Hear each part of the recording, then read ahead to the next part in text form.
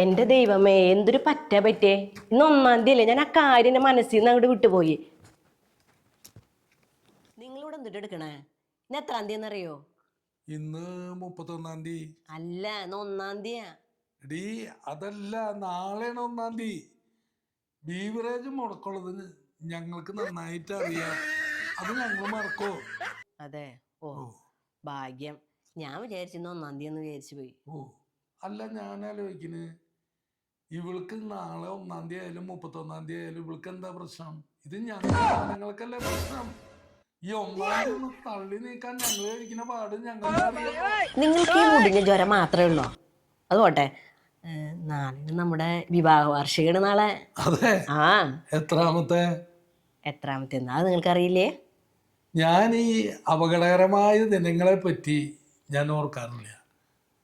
അത് ശരി. നിങ്ങളൊന്നും മിണ്ടാതിര. നിങ്ങളുടെ ഒരു തമാശ. എന്തായാലും നമ്മള് 33 വർഷം അടിച്ചു പൊളിച്ച് ജീവിച്ചില്ലേ? അടിച്ചു പൊളിച്ച് ജീവിച്ചു. നീ അടിച്ചു പൊളിച്ച് ജീവിച്ചു.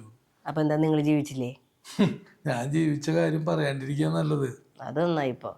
അത് വിട്. അതെ, ഇപ്രാവശ്യം നമ്മള് എല്ലാ ബന്ധുക്കളെയും വിളിക്കണം.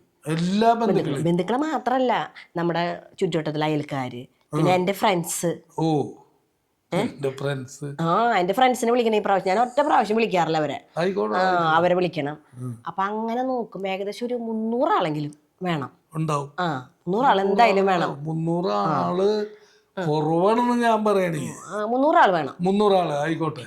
പിന്നെ ഫുഡിന്റെ കാര്യം അത് ഇത്തിരി അടിച്ചു പൊളിച്ചിട്ട്, അതായത് ഒരു അടിപൊളി ഫുഡ് തന്നെ കൊടുക്കണം. അടിപൊളി. അതായത് ഇപ്പൊ ചിക്കൻ വേണം. ചിക്കൻ എന്ന് വെച്ചാൽ 65. ചിക്കൻ 65. പിന്നെ ഇത് വേണം. എന്നിട്ടെന്നറിയോ? പോർക്ക്. അത് ചില്ലി പോർക്ക്.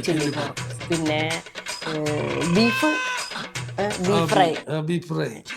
പിന്നെ ഫിഷ് മോളി. ആ ഫിഷ് മോളിക്ക് പകരം വല്ല ഫിഷ് ലിസി ആക്കാൻ വല്ല പ്ലാൻ ഉണ്ടോ? ഇതൊന്നും മിണ്ടാതിരുന്ന.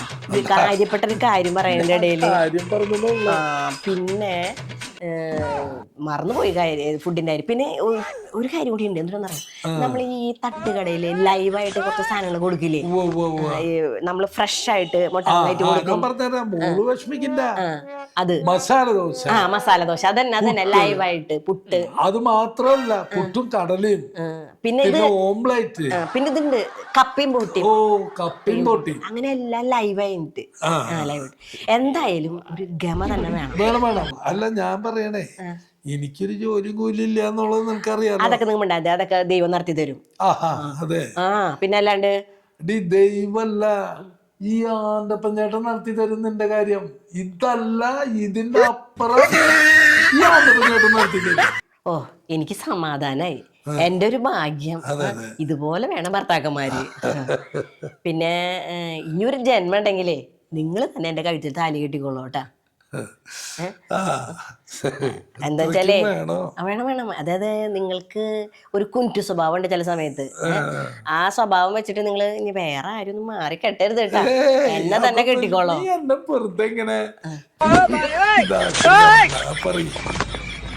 അതുപോലെ നമ്മളിപ്പോ 300 ആളല്ലേ വിളിക്കാന്ന് പറഞ്ഞു. പ്ലേറ്റിന് എത്ര വരും ഏകദേശം? പ്ലേറ്റിന് നമ്മുടെ ആ കൊച്ചപ്പഞ്ചാന്റെ വീട്ടില് അന്ന് തരക്കേടില് അത്ര സദ്യ നടത്തിയതിന് 700-750 രൂപ വന്നു. അപ്പൊ എങ്ങനെ പോയാലും ഏറ്റവും കുറഞ്ഞത് 800 രൂപ എന്തെങ്കിലും വരും. 800 രൂപ അല്ലേ? അപ്പൊ ആകെ എത്ര വരും?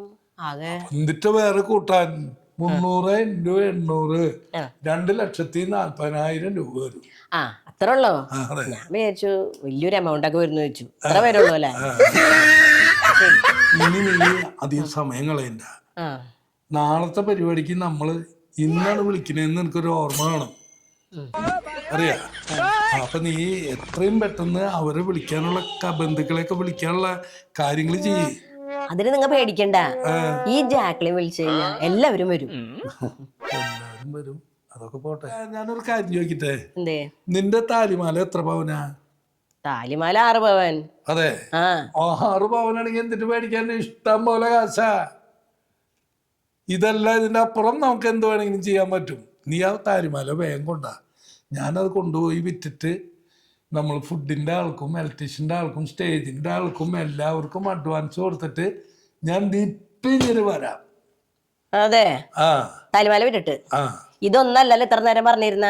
എല്ലാ കാര്യങ്ങളും ആന്റപ്പൻ ചേട്ടൻ ചെയ്യുന്നല്ലേ പറഞ്ഞിരുന്നേ. പിന്നില്ലാണ്ട് ഞാൻ ചെയ്യില്ലേ?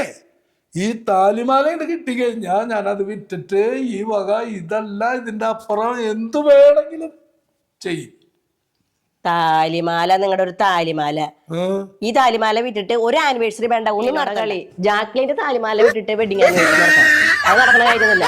താലിമാല തന്നതേ എന്റെ അപ്പ എനിക്ക് തന്നതേ എനിക്ക് ഇട്ട് നടക്കാൻ വേണ്ടിട്ടാ. ഇപ്പൊ കണ്ട ഒരു താലിമാല ചോദിച്ചപ്പോ അവൾക്ക് ഇപ്പോ ആനിവേഴ്സറി വേണ്ട, വെഡിങ് ആനിവേഴ്സറി വേണ്ട, പെരുന്നാൾ വേണ്ട, അമ്പെരുന്നാൾ വേണ്ട, ഹാപ്പി ബർത്ത്ഡേ വേണ്ട, ഒന്നും വേണ്ട. ഇങ്ങനെ എല്ലാ ഭർത്താക്കന്മാരും താലിമാല ചോദിക്കുക. അപ്പൊ ഇവർക്ക് ഒന്നും വേണ്ട.